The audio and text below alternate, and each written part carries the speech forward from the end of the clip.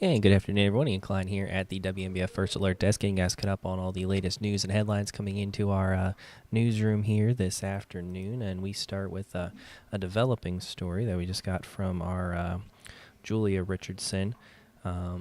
We were expecting Megan Jackson and her defense team to be back in the courtroom trying to delay the trial. Again, this was something that they tried to do on Tuesday.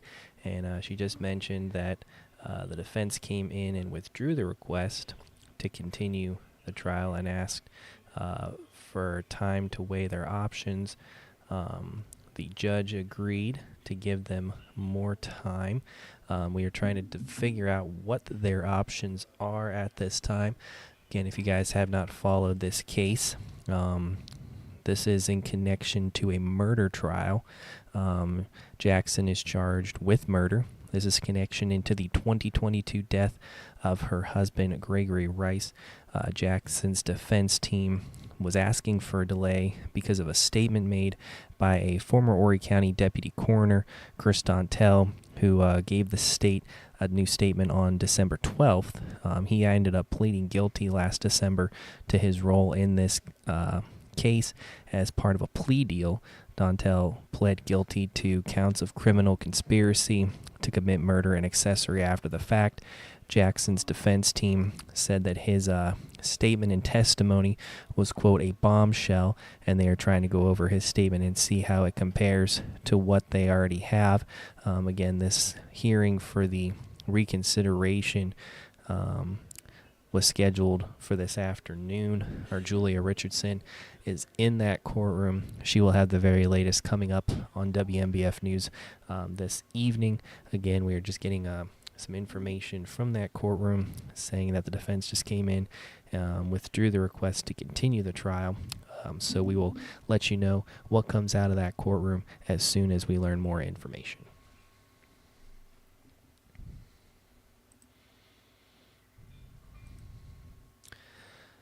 Well, out to the Pee Dee, a North Carolina man is behind bars after a traffic stop. This was on Wednesday in the Pee Dee that led to the discovery of fentanyl. The Florence County Sheriff's Office says that Alex Aguilar was arrested on I-95, and after being originally stopped for speeding, they said that the deputies searched the car after the suspicion of criminal activity, got a canine officer. Deputies estimate that the amount of fentanyl found in the car, which they have a picture of here for you. They said that it was about 300,000 doses, which is estimated to be about $3 million worth of fentanyl. They said that the trafficking, he's charged with trafficking fentanyl and is awaiting a bond hearing. The Florence County Detention Center says that this also comes just after a bust on I-95 just last month, where they were able to seize over $500,000 of cocaine. So our Ashley Listrom is in the Pee Dee. She will have the very latest on this story coming up on WNBF News first at 4.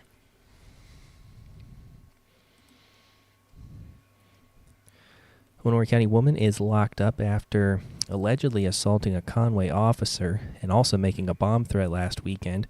Records show that police arrested Colette Rubio on Sunday after Conway police responded to a call about an argument. This was on 15th Court.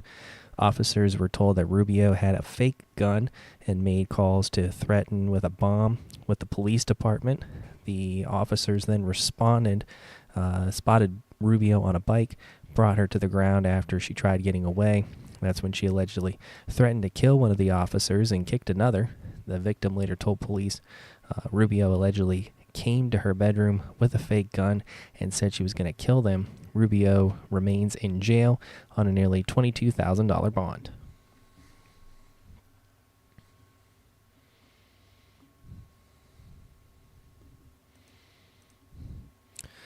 We're getting a little bit more information on that standoff situation that was in Loris yesterday, which led our coverage. This, we're told, was a domestic violence call that led to about an hour standoff Wednesday afternoon.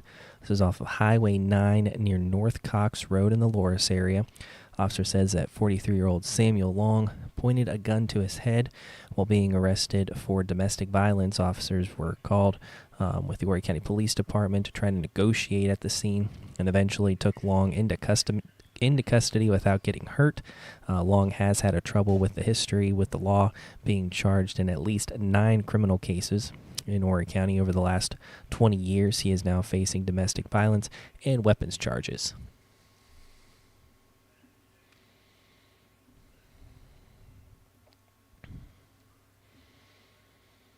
And we have a WMBF Investigates piece here tonight. A judge dropping charges against a domestic violence suspect. And our Ali Espinosa has been working on this story. Again, a judge dropping charges against a domestic violence suspect who also accused of driving into oncoming traffic and led police on a chase. And Surfside Beach Police Chief admits that it's their fault. He's now walking free.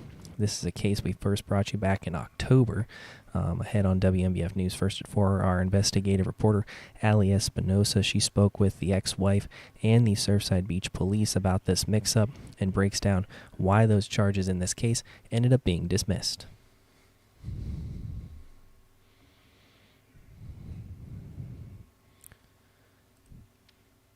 And in Myrtle Beach, get ready for the clanging and banging when it comes to the Army Corps of Engineers across the Grand Strand beaches on what's expected to be a long project of beach renourishment, something that we're pretty used to here in the Myrtle Beach area. But if you guys haven't seen it before, it does take some time.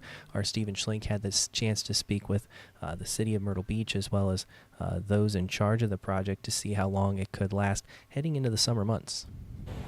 We've told you for some time now about the beach renourishment project the Army Corps of Engineers is working on to completely renourish the beach all along the Grand Strand here. And we're told it's a $72 million project that's expected to take around 18 months. We're now learning that they're expecting it to start sometime late spring to early summer of this year. We're told when it's done, they'll have replenished the sand along the beaches. They're even going to work on building up the dunes a little bit more. They're going to do some work to the fencing around the dunes, and they're going to plant some more of those plants inside the dunes. It's all in an effort to protect the coastline here in the Myrtle Beach Grand Strand area. Coming up on WMBF News First at 4, I spoke with the project manager with the Army Corps of Engineers. I'll tell you how much of the beach will be closed at any given time as they're working on this, especially because with the current timeline, it's looking like it's going to impact 2 summer seasons here in the Grand Strand. So again, we'll talk to him. You'll hear how much of the beach he's expecting to be closed at any given time. We'll also hear from a spokesperson with the city of Myrtle Beach on why this project is so important. All right, Stephen, thank you. And again, you'll have his report coming up on WMBF News First at 4 in about a half an hour or so. If you guys are new to the beach renourishment, very important here to the Grand Strand. Protects our coastline, especially during the hurricane season. Builds up those dunes, builds up kind of a protective wall. So it's something that has to be done, but it can be a headache, especially if you're a tourist and you're expecting to be sitting up on the beach relaxing. Sometimes it can be noisy. Sometimes it can take up a little bit of the beach that you're used to maybe walking. So he'll have more on that coming up again in just about a half an hour or so. And if you've been outside today, it's started out sunny, got a little bit cloudy here this afternoon, but our Jenna Greenhill has the latest on some warming temperatures and what we can expect heading into the weekend. Now, your certified most accurate forecast from WMBF First Alert meteorologist Jenna Greenhill. As we head into next week, we are going to continue to be watching those big changes. All of that warm air that's continuing to work in from the south is going to start to move out. As a cold front is going to move through on Monday, that's going to bring that colder air that's going to come in from the north. Not as cold as where we were at 2 weeks ago, but still you're going to notice that difference. Also, it's going to be wet at times as we'll turn a little bit more unsettled. You'll notice that stretch of mostly cloudy skies holding on to those scattered shower chances as we head into Tuesday and Wednesday. But notice, we're going from the 70s, and then as we head into next week, we're only going to sit in the low to mid 50s, even the upper 50s for some days. So it's definitely a lot more where we normally are going to be sitting at that time, but it's definitely going to be cooler compared to where we were at today. Your First Alert Grand Strand 7-day forecast, 70 today. Overnight, still going to be a warm morning as you're waking up. We'll sit in the upper 50s, low 70s. by Friday, Saturday sitting in the upper 60s, but Sunday again, that's really going to be the pick of the weekend. Find time either today, tomorrow, Saturday, or Sunday to kind of just get outside and to enjoy it, because this warm air is not going to stick around as we head into the start of next week. That's when we're going to see temperatures back in the 50s, upper 50s to even low 60s as we head into the ending of next week. All right, Jenna, thank you. And you can always download that First Alert Weather app if you haven't already. You can scan that QR code on your screen, and it'll get you set up with all the latest temperature changes. And anytime we got weather, severe, or just a few showers moving through, great way to just track what's going on, especially as we try to get outside, get a little bit of that spring fever here soon enough. And also to catch up on these stories and more, you can download that WMBF News app. This is where we do all of our streaming. You can also catch us on Facebook if you guys haven't had that. And we're also now streaming on YouTube. So you can go back, and if you guys missed any of this, you guys can catch up on all these latest headlines coming up on YouTube. And if you guys missed them, you can always go back and watch them in our library. So something we're trying to do to reach out to you guys more throughout the day. But we do end with a little bit of happiness here. I don't know if you guys remember, we actually fostered a dog here. His name was Brock. And we just got some great news that he has found a forever home. The dog WMBF helped take care of late last year. Again, we told that finally got a new home. Horry County Animal Care Center said that 5-year-old Brock was adopted by a family this week after being at the shelter for over a year. Brock came into their shelter in January of 2024 as a stray, and one of the attendants added that it was love at first sight. Brock was at the WMBF studio in December as part of the Animal Care Center's Home for the Holidays event, which was encouraging either short-term fostering or just for the holiday season. So you see all those great animals looking for a forever home. So you can always reach out to the Horry County Animal Care Center if you would like to help them out and bring home an animal, whether that's just for a few days in terms of just helping them clear their shelter, and maybe it turns out to end up being a forever home. But again, we're just so happy that Brock was able to find his forever home. Super nice, super gentle dog, as are most of these animals that are at the shelter, and they do such a great job here within our community. So hope you guys can help them out in any way you can, and you can always reach out to them. We have that story on our website right now, WMBFnews.com, which also links to the Horry County Animal Care Center website. So Brock, we're all happy that you found that forever home, and hope that you get to enjoy the rest of your life surrounded by loved ones here throughout your family, and you'll always be able to come back and visit here at WMBF. So we hope you guys have a great rest of your day. Getting ready for WMBF News First at 4 in about a half an hour here. And Eric Weisfeld will be back tonight at around 10 o'clock or so. Get you guys caught up on your afternoon, evening headlines on everything else coming into our newsroom. So hope you guys have a great rest of your day, and we'll see you guys back here soon again.